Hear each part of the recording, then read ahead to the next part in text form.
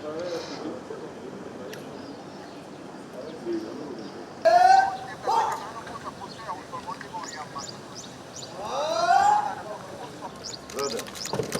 how are you?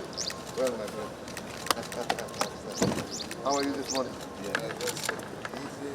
Huh? Yes. How are you? Not bad. Not bad. What are you doing? Good.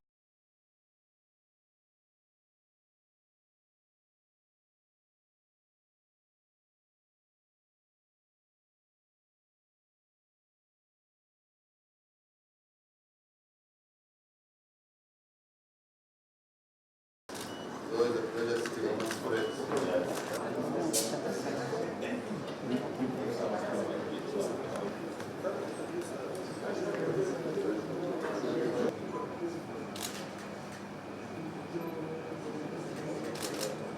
Today, the Republic of Kenya and the Democratic Republic of Congo forge a stronger bond through the merger of Banque Commerciale du Congo and the Equity Bank of Congo. I believe it is a moment of rare regional and continental pride as we witness our local enterprises coming together in the spirit of one Africa, one people. Today, we boldly walk further down the path inspired by our founding fathers who urged the continent, and I want to quote President Nkrumah, who said, "Unite we must, without necessarily sacrificing our sovereignties. We can forge a political union based on defense, foreign affairs and diplomacy, and a common citizenship. But we must unite in order to achieve the full liberation of our continent," end of quote. Our forefathers fought to secure not only political freedom, but also the economic freedom of our people. The political freedom is secure. Economic liberation is therefore the task of our time. And I note with pride that with the merger of these two institutions, Equity BCDC becomes the second largest commercial bank in the Democratic Republic of Congo and among the leading joint financial investment entities in our region. Equity's growth is a story in itself. Since it was established as a building society in 1984 in a small town in rural Kenya, Equity Bank has grown into the largest financial company by market capitalization in East and Central Africa, an expansion that has had a significant impact on the economic and social transformation of our countries, the region, and our continent. Ladies and gentlemen, we are here today not only just because of this building, but also as a symbol of the best that Africa can achieve through working together. Today is a clear reminder and testimony of intra-Africa trade and cooperation. And on my part, I reaffirm the commitment of my administration to drive closer economic and social relations in both the region and across the continent, exemplified by integrated, peaceful, and ambitious societies coming closer together on a united platform of shared values and a common aspiration for growth and prosperity for all. One area where I would request our two teams to work deeper together is to ensure that we ease the problem of our people being able to travel between our two countries.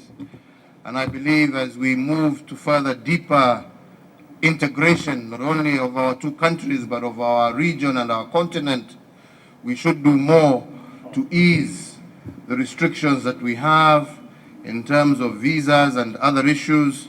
And I look forward to engaging with you so that we can make it easier for our people to move and to trade with each other without the limitation of stringent visa requirements. This, together with the discussions that we have had to improve the infrastructure linkage in terms of road and rail to link our two countries and the region in between us, I believe will go a long way towards helping us create prosperity for our people, jobs for our people, and ultimately to have an island of peace and security in our region. My very strong belief that Africa and indeed the global south needs a much greater voice in global affairs, as we have seen when we are battling with the issue of, for example, vaccines for our people. We need to be able to come much closer together so that we can fight the cause of the African continent and the global south in all international fora and ensure that our voices are heard and ensure that indeed our needs are also prioritized as we move forward. I also, as I conclude, want to take this opportunity to thank you, Mr. President, and your government for the support that we received from the Democratic Republic of the Congo in Kenya's bid for the United Nations Security Council seat as a non-permanent member for the next 2 years, and to take this opportunity to also assure you that Kenya will continue to advance the case and cause for Africa while we occupy that seat on behalf of the African continent. Today we have witnessed the signing of a number of agreements between our two countries, both on general cooperation, memorandums of understanding on security, as well as an agreement on defense cooperation, which I believe will further deepen the partnership between our two countries.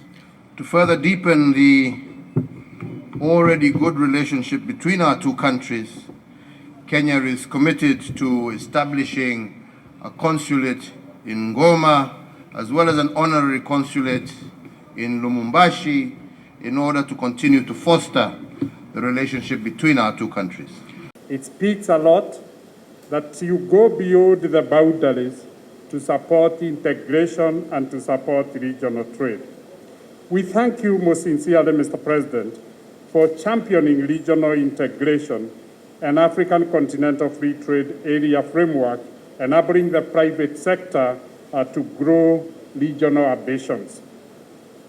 Championing Kenya as a regional financial center, we believe inspires financial sector to become a major exporter of financial services in the region, facilitating trade and integration. We hope the steps Equity and others have taken in becoming regional actors will inspire the private sector to venture out, expand opportunities of the larger markets, while optimizing opportunities for regional integration and trade facilitation platforms such as African Continental Free Trade Area.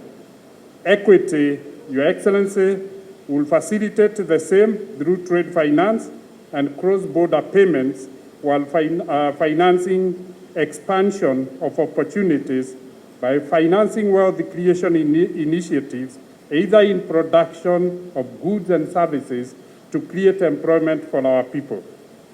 Your Excellency, we reaffirm our commitment to uphold the image and brand of our country, Kenya, in the manner we conduct our business professionally and ethically, so as to keep the doors open for others by winning the trust of our host communities. We thank you, Your Excellency, today for being part of us.